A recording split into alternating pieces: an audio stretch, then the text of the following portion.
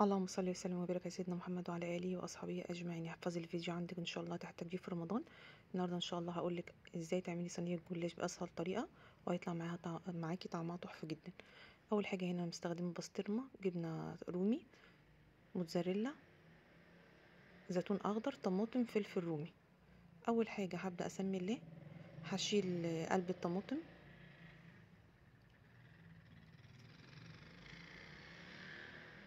ممكن تقطعيها جوليان او مكعبات حسب ما انت حابه. انا هقطعها هنا مكعبات صغيره.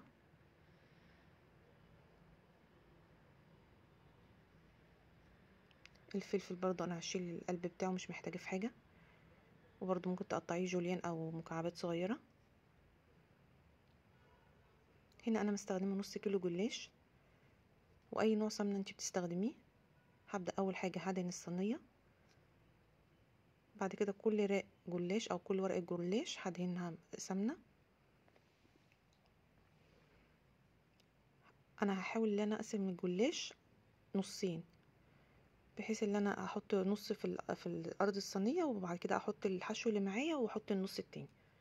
هنزل البسطرمه والجبنه الموتزاريلا والجبنه التركي والطماطم والفلفل والزيتون، وانت ممكن تستغني عن اي حاجه منهم مش موجوده، ممكن تستغني عن البسطرمه وتعمليها جبن بس. انا الصينيه بتاعتي صغيره شويه، بحاول ان انا اعدل بس الورق من الجناب.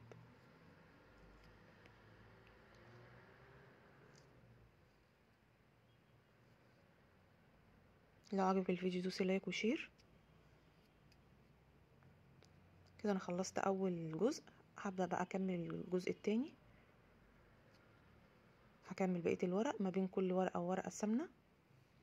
طبعا كلنا بنشتري الجلاش لازم بيبقى فيه ورق مقطع، حطي ما بين كل ورقه وورقه، حطي ورقه من اللي هي المتقطعه دي، ودهنيها برضو سمنه لغايه ما اخلص اخر ورقه. انا اخر ورقه مش هدهنها سمنه عشان بتسهل عليكي التقطيع.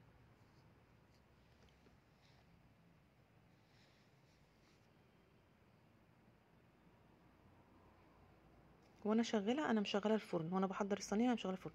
بس هنا انا بوريكي ازاي اتني الاطراف بتاعه الصينيه، عشان الصينيه بتاعتي كانت صغيره شويه.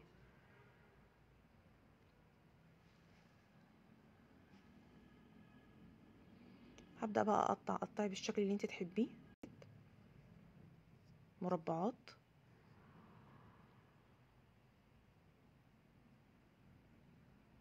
اخر حاجه هدهن الوش سمنه، وهدخلها الفرن 10 دقايق يا دوبك تاخد لون ذهبي بسيط.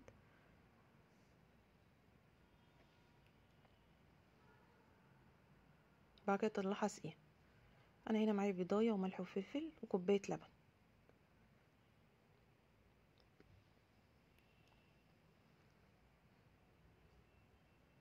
هطلع بقى الصينيه من الفرن اول ما تاخد اللون ذهبي بسيط جدا، زي ما انت شايفه كده اللون ده، انا عايزه اللون ده.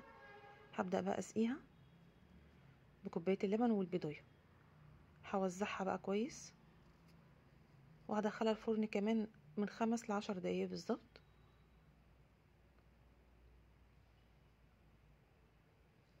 لو عجبك الفيديو متنسينيش في اللايك والشير. تشربيها كلها. رجعتها تاني الفرن من 5 ل10 دقايق.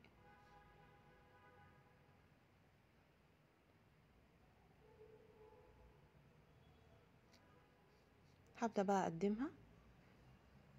طعمها تحفة جدا، جربيها ان شاء الله تعجبك. بصي اللون من فوق ومن تحت ذهبي، والحشو ما شاء الله. اشوفكم في فيديو جديد، والسلام عليكم ورحمة الله.